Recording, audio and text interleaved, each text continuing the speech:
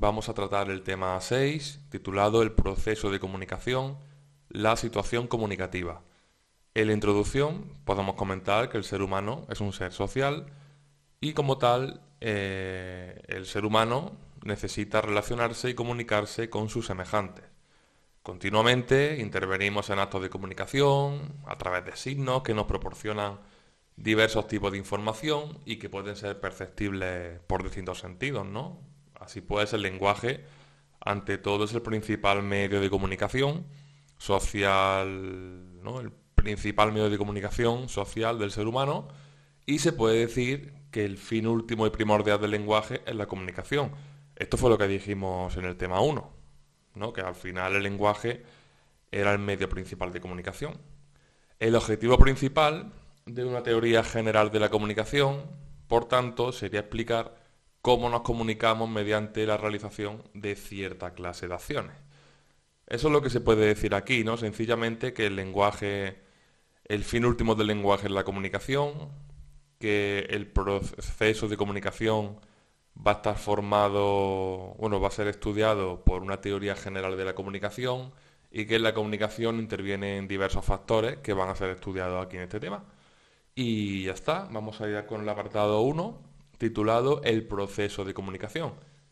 Como 1.1 podemos poner como siempre un concepto, como solemos hacer, y decir que desde un punto de vista psicológico la comunicación ha sido definida como la respuesta de un organismo a un estímulo. ¿Vale? Eso es la comunicación. Una reacción a un estímulo, esto ya lo dijo Cherry en una obra titulada On Human Communication de 1957 y aquí se puntualiza, ¿no? esta amplia definición, ¿no?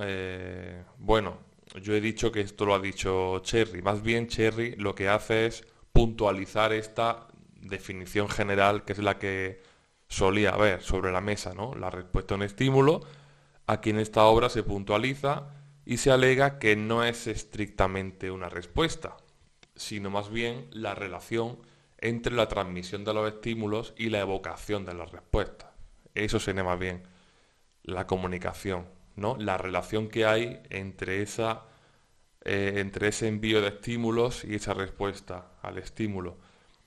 Los lingüistas y los teóricos de la comunicación definen comunicación como la transmisión de un lugar a otro de una determinada información a través de un medio de comunicación. Todos los elementos que intervienen en esta transmisión integran lo que se conoce como sistema de comunicación.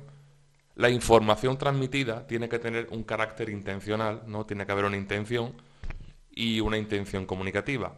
El emisor tiene la intención de comunicar algo al emitir el mensaje.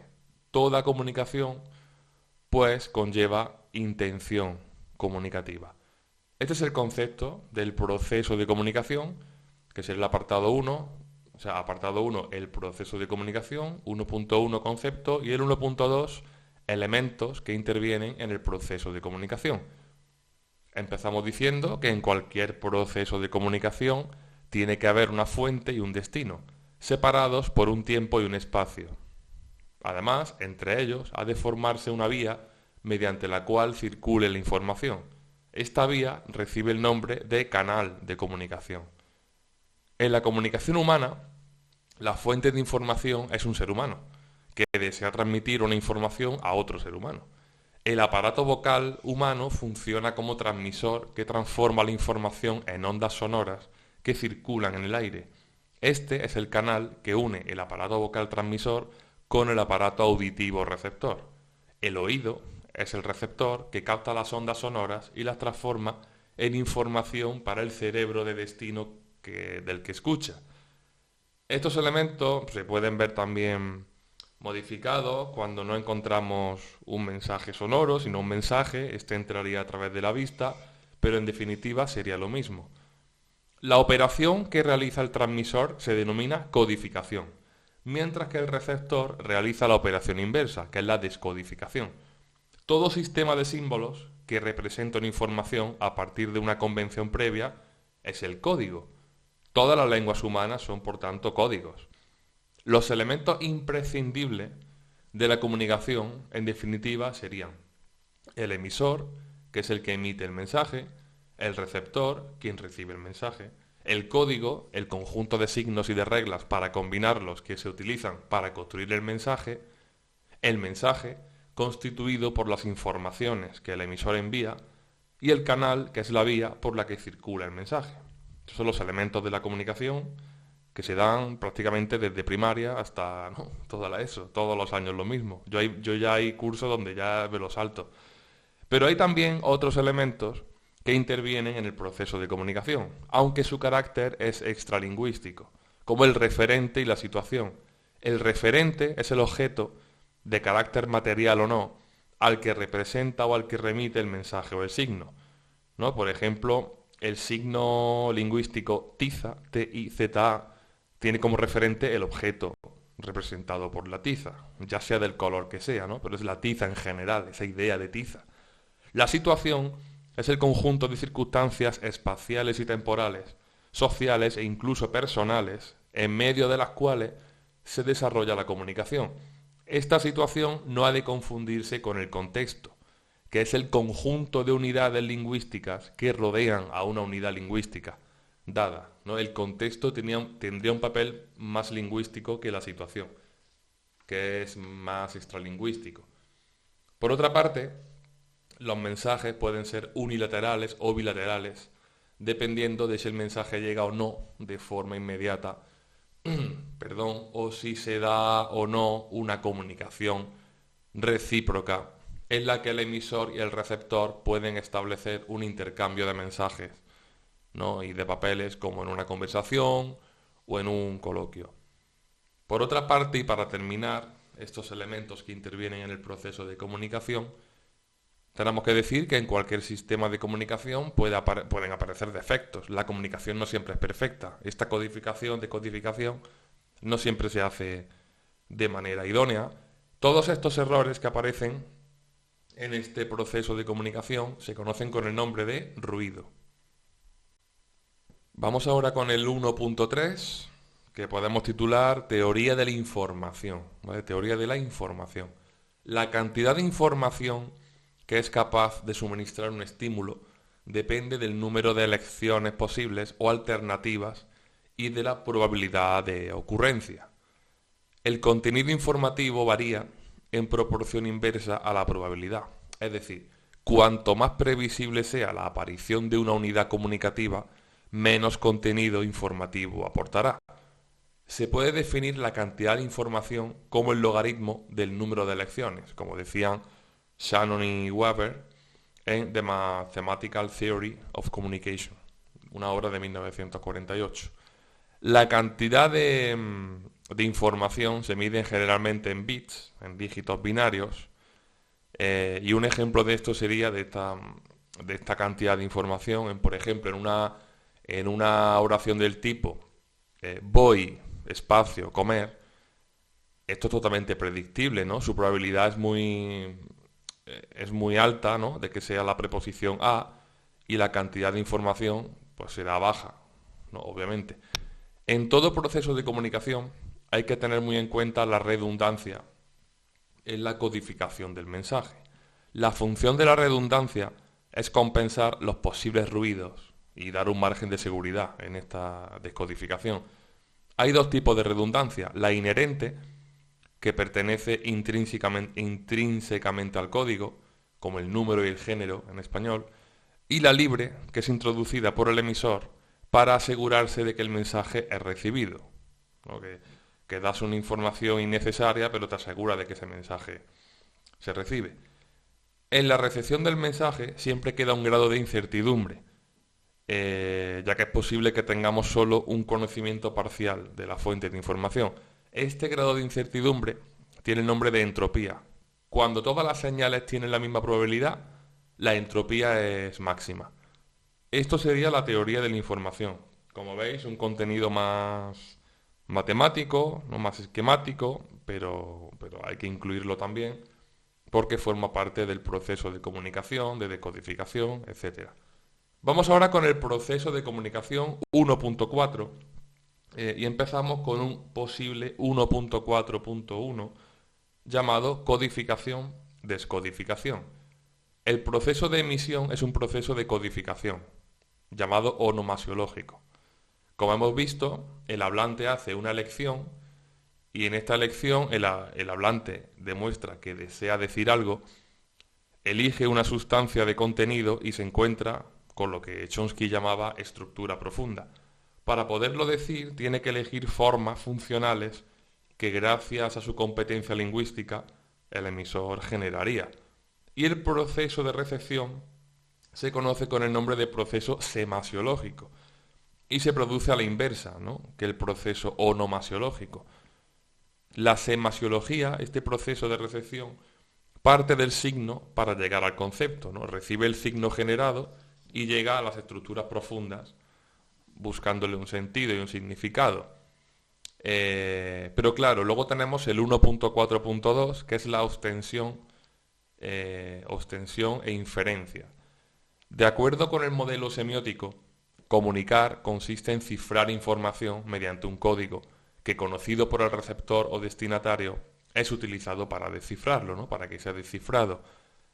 Un ejemplo podría ser el código Morse, ¿no? Un emisor traslada un mensaje lingüístico con esta secuencia de rayas y puntos, son transmitidos por un canal, se recibe por el destinatario y este destinatario utiliza el código para descifrar la secuencia.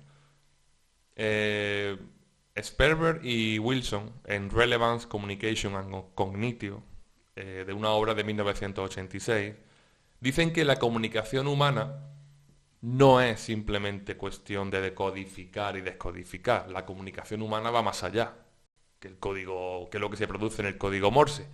Según estos autores, que no sé si lo he dicho bien, Sperber y Wilson, la comunicación humana pone en funcionamiento dos tipos de mecanismos diferentes. Obviamente, uno basado en la codificación y descodificación y otro basado en la ostensión e inferencia.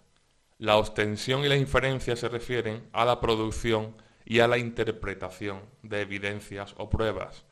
Este enfoque del proceso de comunicación se hace desde una perspectiva pragmática, que eso se analizará luego en el apartado 3.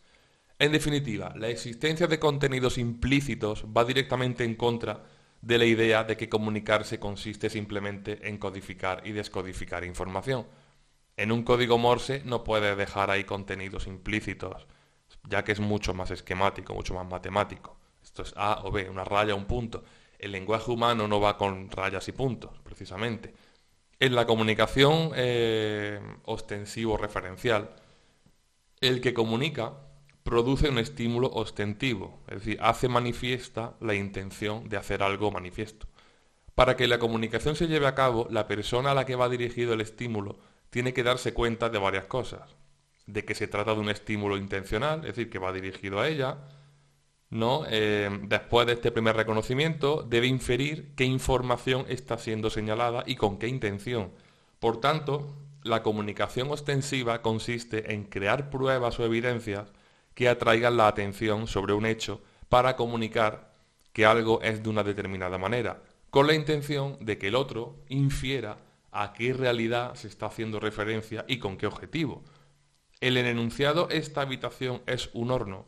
Para que la comunicación tenga éxito no basta con que el oyente conozca y reconozca el significado lingüístico. Es imprescindible que sea capaz de inferir cuál es el significado que el emisor quiere dar, ¿no? Porque hace mucho calor, ¿no?, en esta habitación. Escandel Vidal, en Introducción a la Pragmática, una obra sobre pragmática bastante interesante, dice que sólo la comunicación humana pone en marcha a la vez las dos claves de procesos comunicativos, ¿no? Añade esta ostensión y esta inferencia. Ni el lenguaje animal ni el de las máquinas son capaces de ir más allá. Vamos ahora con el 1.5, las funciones del lenguaje. También un contenido clásico de nuestras clases. Jacobson, en el marco del lenguaje, no se tiene que ser mencionado, al igual que Butler, ¿no?, con su teoría del lenguaje. Estas dos obras, primero lo de Butler y luego la de Jacobson, son las claves para que luego tengamos ese esquema de funciones del lenguaje. Para Butler, ¿no? El lenguaje se divide en tres funciones, ¿no? Tiene una triple función, que es manifestación, repercusión y representación. Luego modificaría en 1965 estas denominaciones y hablaría de expresión, apelación y representación, es decir, función expresiva, apelativa y representativa.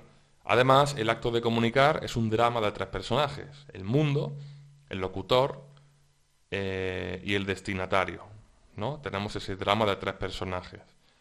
Luego, después de esto, este fue como el primer estudio que se encargaba de este tipo de elementos, de funciones. Luego tenemos a Jacobson, que Jacobson en 1988 añade el código, el mensaje, la conexión psicofisiológica y el contacto establecido entre los interlocutores.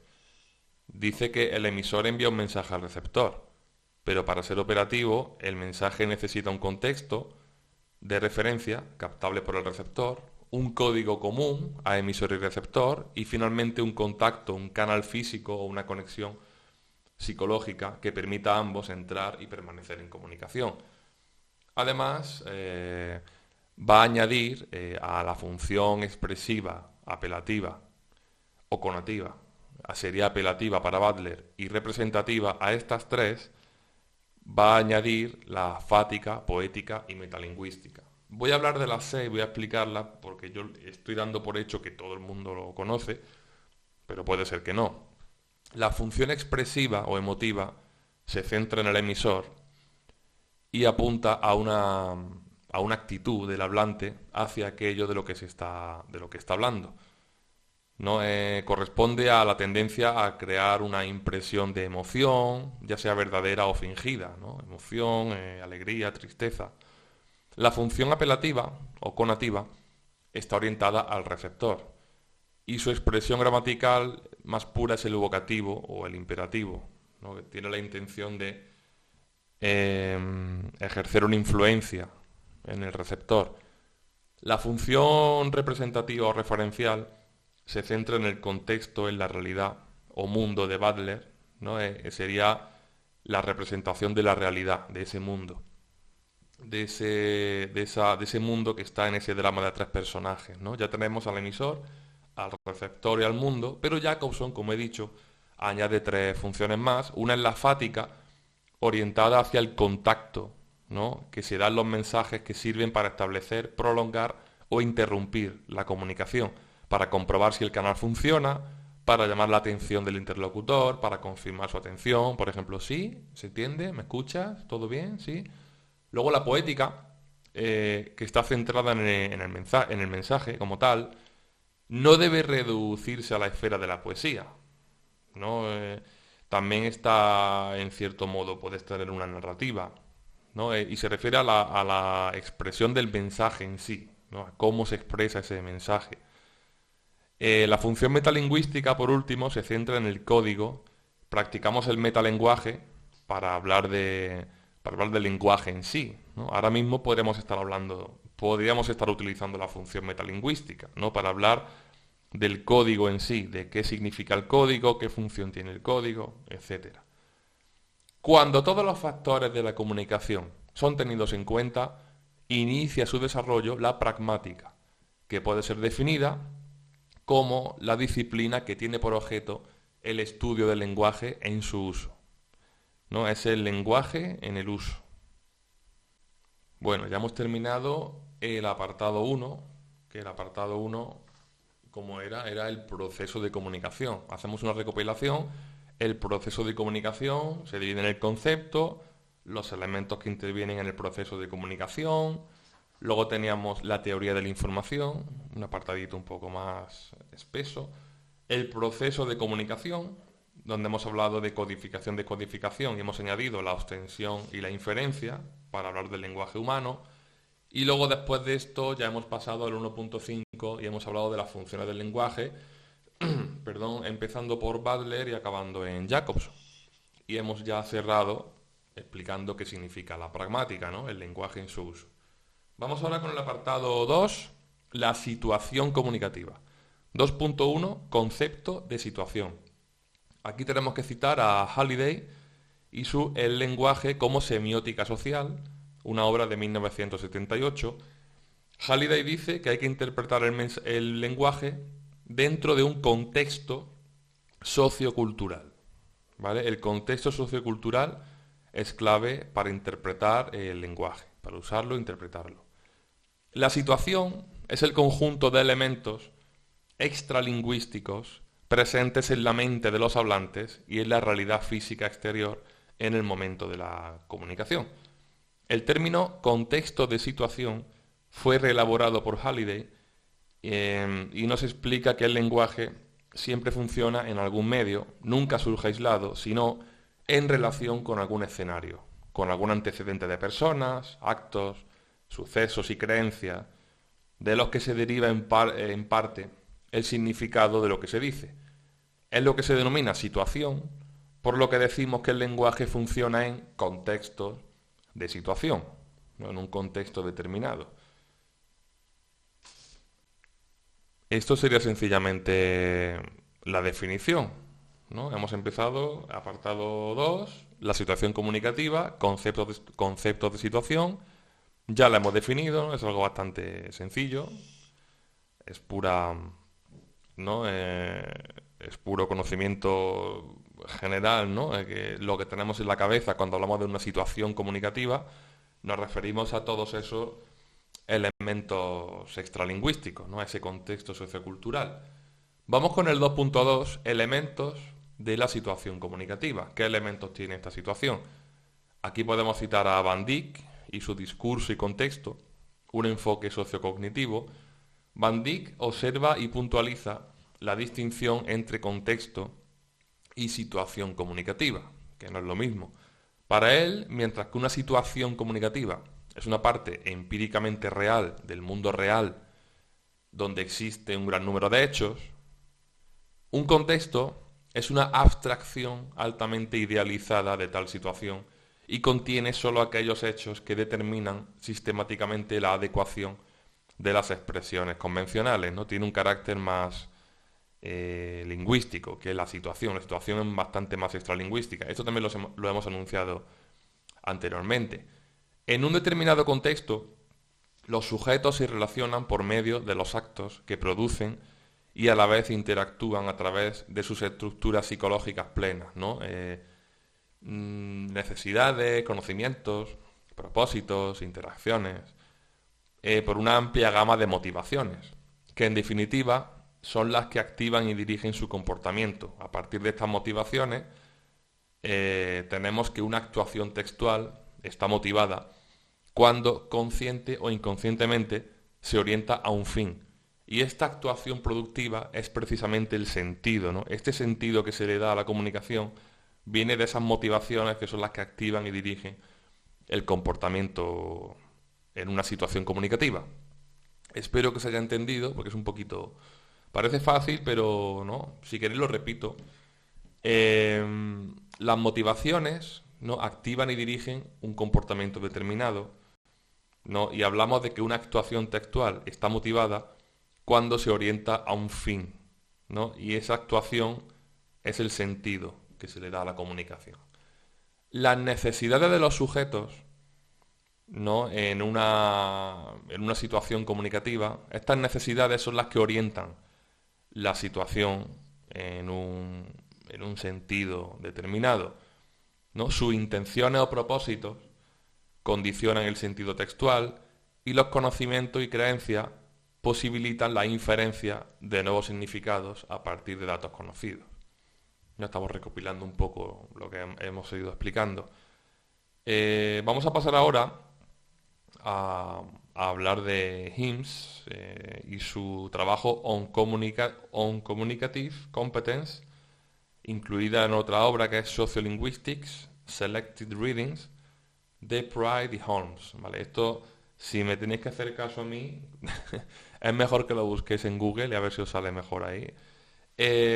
Himes, o Himes, no recuerdo muy bien cómo se pronunciaba, habla de que los rasgos del contexto de situación que pueden ser relevantes para identificar el tipo de acto comunicativo dentro de un enfoque pragmático serían, aquí voy a repetir ya lo que hemos dicho, pero a ver, lo he mencionado, pero no lo hemos explicado. Todo esto de emisor, receptor, lo hemos dado por hecho, ¿no?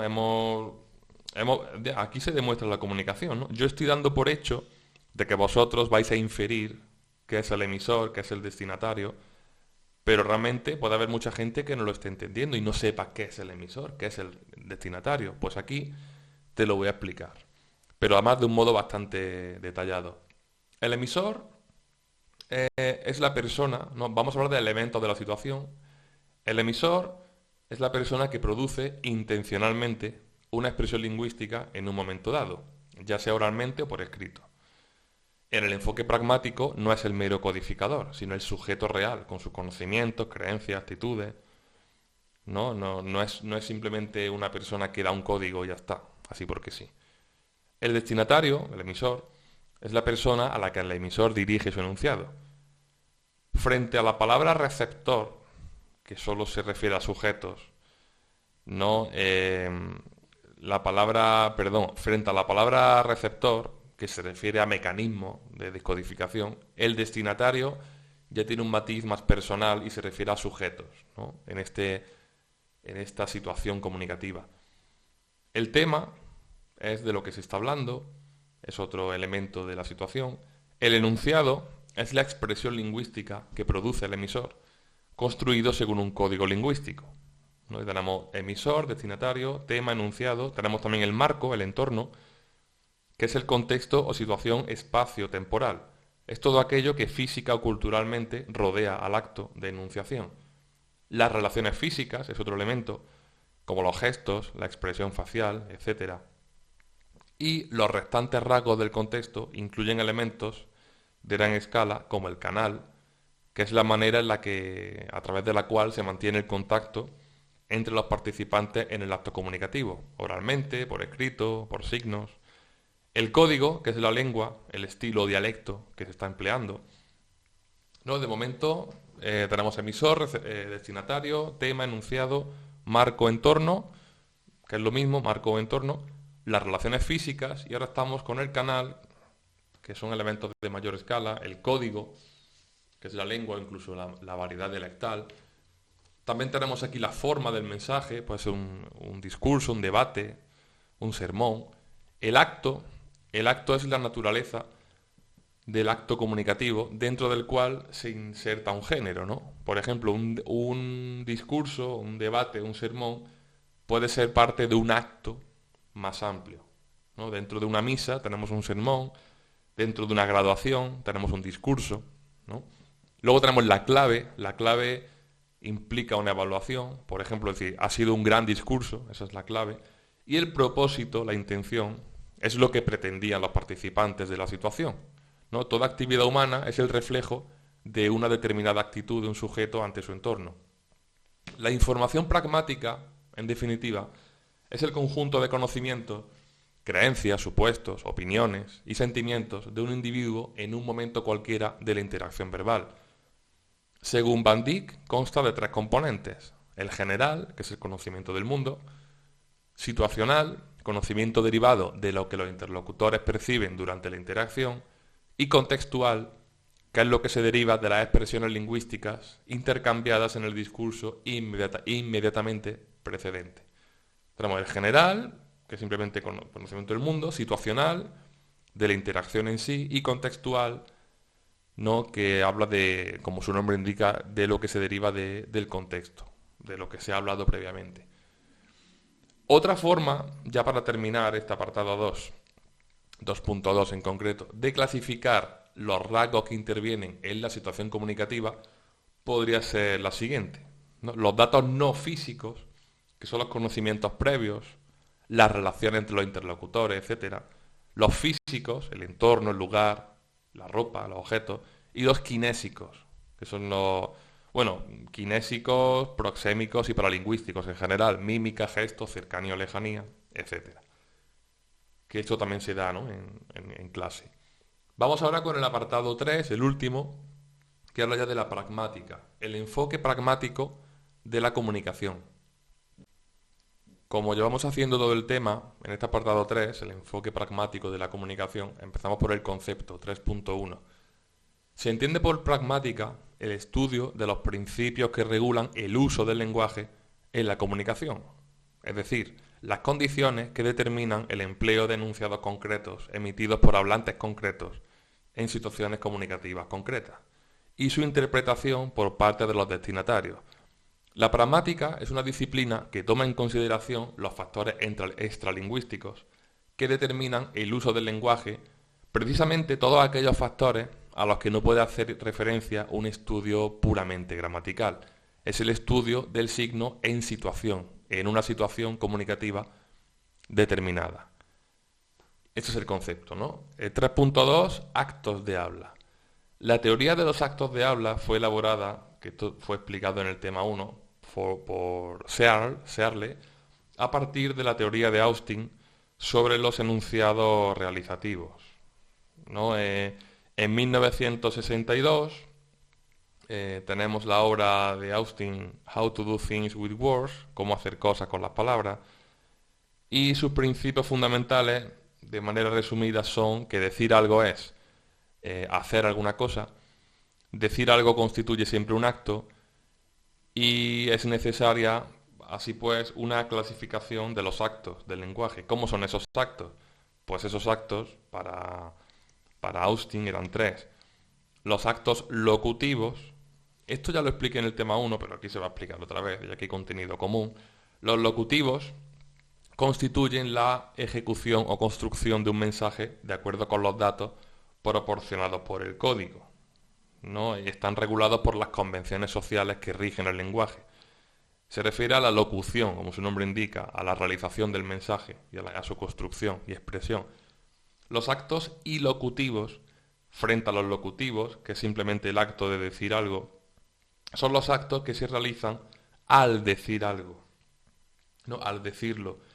Un enunciado lingüístico puede adquirir ciertos valores en el contexto. Por ejemplo, el acto locutivo, mañana no irás al gimnasio, puede ser una orden, puede ser una predicción, un castigo, un premio.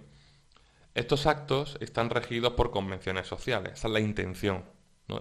Un truco como empieza por I, y locutivos, pues intención, que también empieza por I.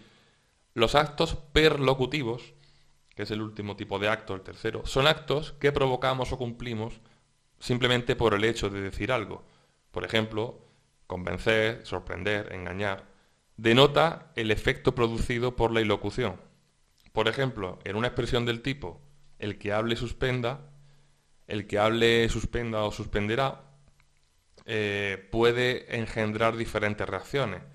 Para unos es temor, para otros irritación, para otros una indignación, simplemente un enfado. Estos actos no están regulados por convenciones sociales, sino ya por el carácter de cada uno al recibir. Es el efecto que produce, ¿no? A ti te puede dar miedo algo, pero a otro le puede producir risa, simplemente. Tú puedes leer algo en Twitter o X, uno se puede indignar muchísimo y otro simplemente se ríe, ¿no? de lo que está leyendo. Searle publica en 1969 Speech Acts, donde retoma las reflexiones pragmáticas de Austin y planteará una tesis fundamental, que hablar una lengua es adoptar una forma de comportamiento regida por reglas. Sitúa su análisis en una perspectiva más amplia que la de Austin y ofrece una nueva clasificación. Y como digo, esto lo explicamos en el tema 1, pero aquí, aparte de repetirlo, creo que también lo vamos a ampliar un poquito. En el tema 1 no se profundiza tanto.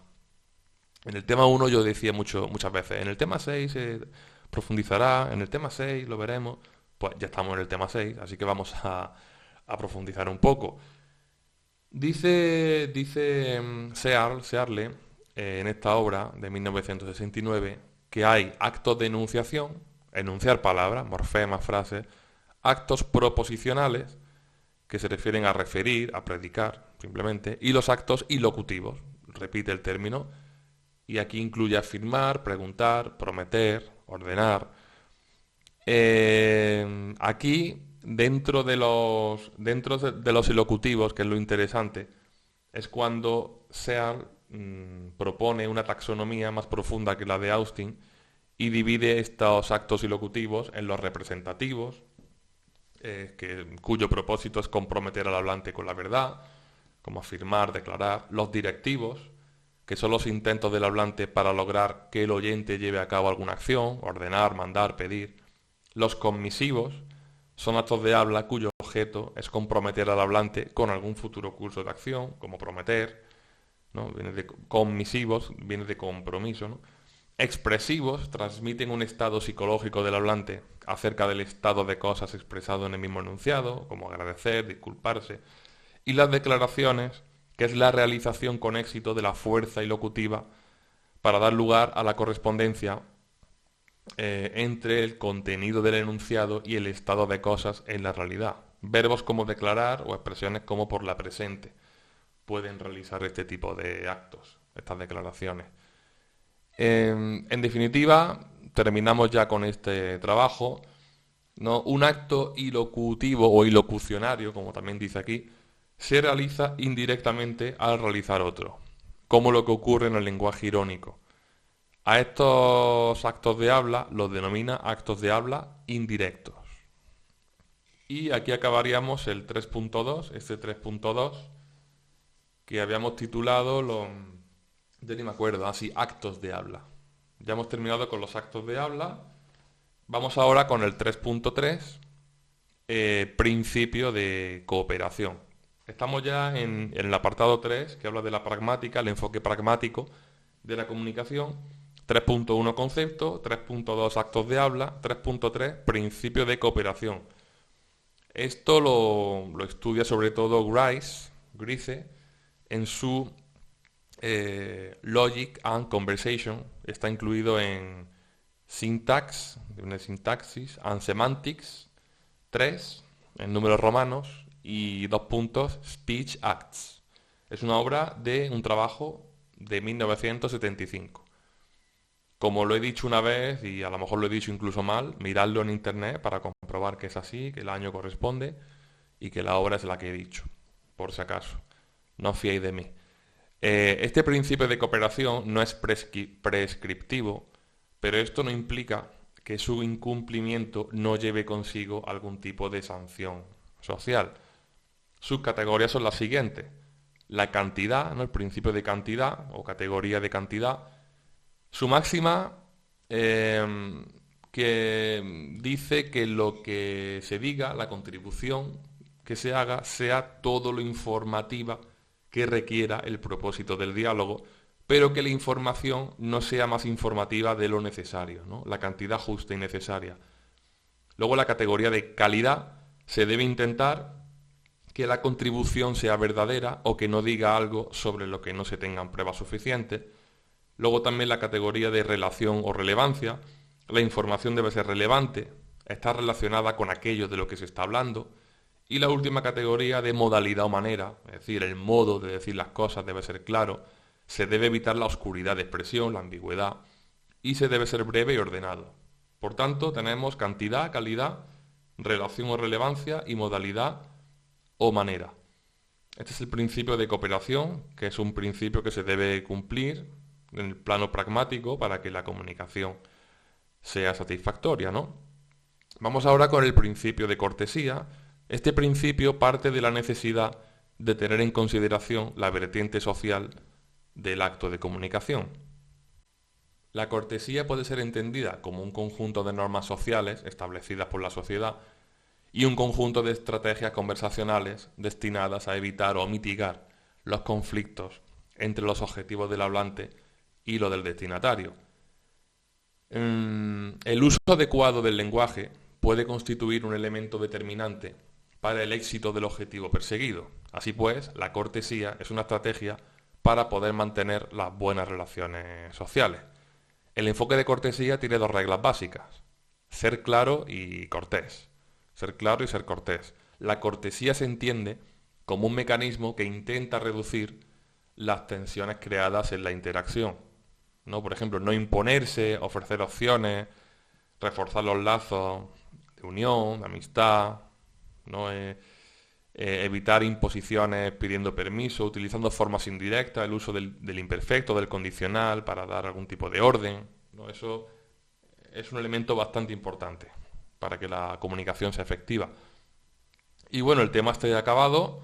Como conclusiones, yo aquí, por ejemplo, haría hincapié en que todo esto está muy presente en el currículo de la LOE, siempre lo ha estado en diferentes currículos. Las funciones del lenguaje son clave en el análisis textual y pragmático. La pragmática está tomando hoy en día mucha relevancia, ¿no? Cada vez importa más el contexto y cómo se dicen las cosas, más que de simplemente lo que se dice. También lo de los elementos de la comunicación es un elemento muy presente cada año, ¿no? El dominio de todo este contenido para un profesor de lengua, sobre todo porque hay uno de los saberes básicos de la LOE es la comunicación. Pues este tema se centra mayoritariamente en ese saber básico, ¿no?